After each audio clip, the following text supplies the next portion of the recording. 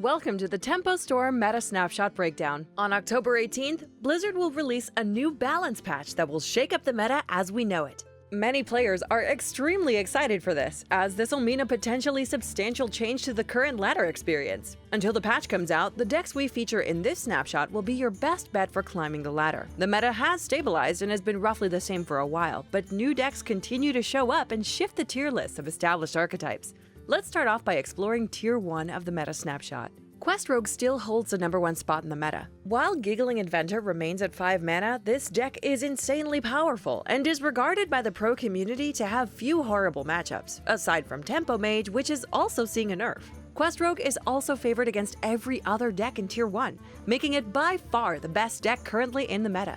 Before the announcement, many players assumed Quest Rogue will be nerfed again in the upcoming balance changes due to the deck defining the relevance of many decks on the ladder. They guessed correctly, but not as directly as we may have expected. Quest Rogue's seemingly endless waves of 4/4s preys on slower decks such as Odd Warrior or even Warlock. With the ability to go infinite with Valeera the Hollow and Sola the Gorgon, these decks struggle to stave off consistent pressure. The addition of many players now choosing to run a copy of Lab Recruiter means that Quest Rogue can, in theory, never fatigue. This makes a lot of matchups near unlosable.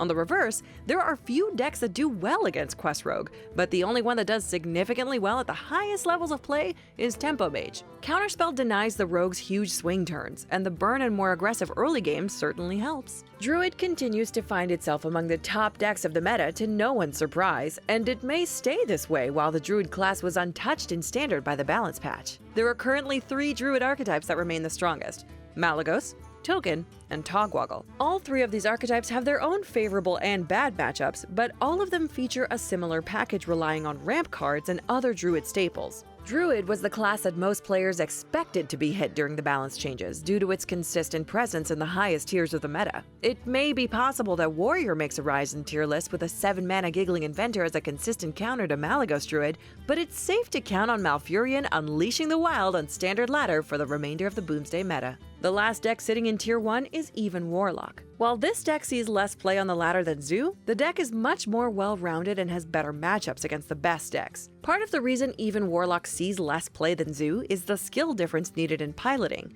It makes it easier to jam games of Zoo Warlock on ladder. Currently, Even Warlock's lists are still the same as they used to be, with a lot of core cards and a few slots the players can tech things into to better fit the meta they're facing. Even Warlock's best matchups are against decks where they either can't deal with the pressure of large threats, or they struggle with the repeated removal spells from the Warlock. Decks such as Zoo Warlock and Even Shaman both have a hard time against the removal, and thus are very good matchups for Even Warlock.